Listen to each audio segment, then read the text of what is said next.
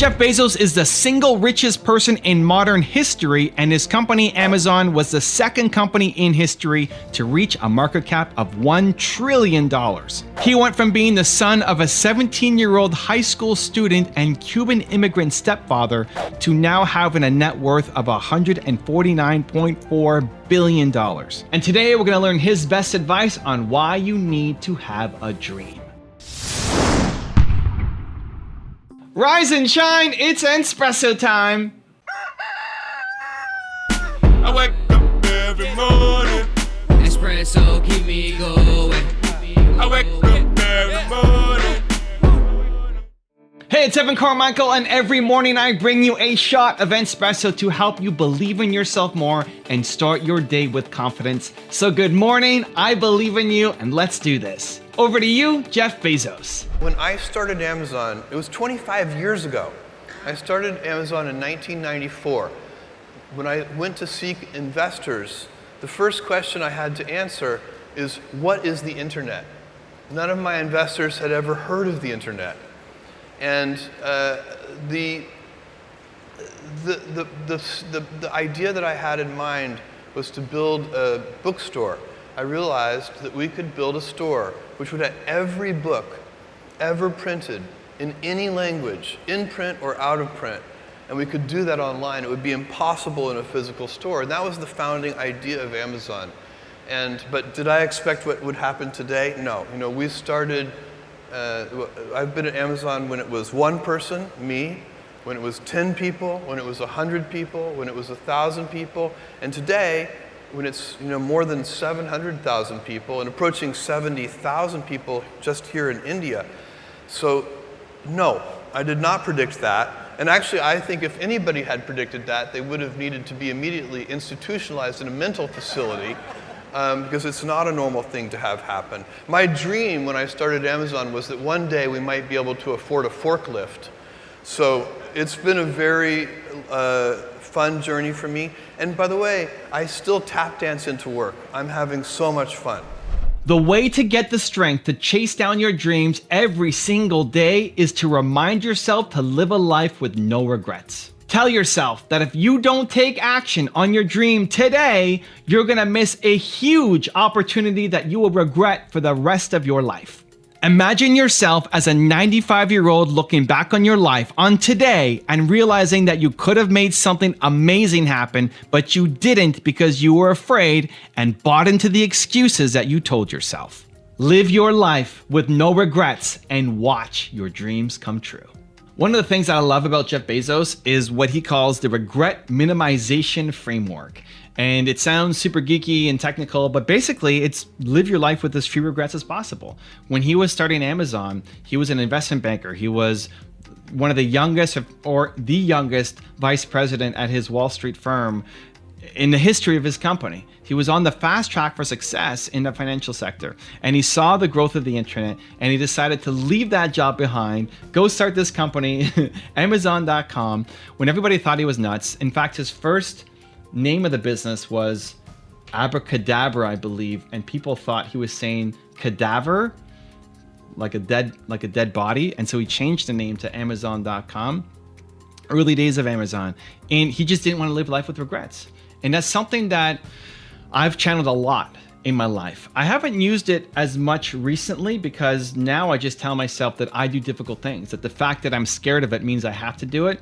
But before, I used to live a lot through the idea of limiting regrets, that I would imagine myself whenever I'm afraid. This is what I used to do for a good chunk of my entrepreneurial life. I'm imagining myself being afraid of something, right? I want to make that call. I want to get on that stage. I want to try to close that deal. I want to make that video, whatever I'm afraid of doing. Then the voices come in your head and tell you why you can't do it, and you're not good enough. You don't have the skills, and you didn't grow up with this. And nobody taught you how to do this. And you don't have mentors. You don't have resources, blah, blah, blah, blah, blah, right?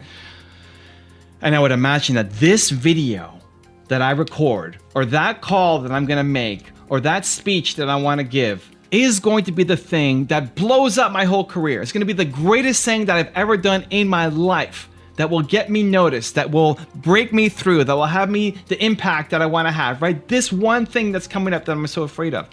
And if I don't do it, I'm going to regret it. I'm going to be that 95-year-old. I'm going to be sitting in the old age home and looking back on my life with decades of just stewing and thinking and having regrets over not being willing to take my shot and actually do it because I was too afraid in the moment.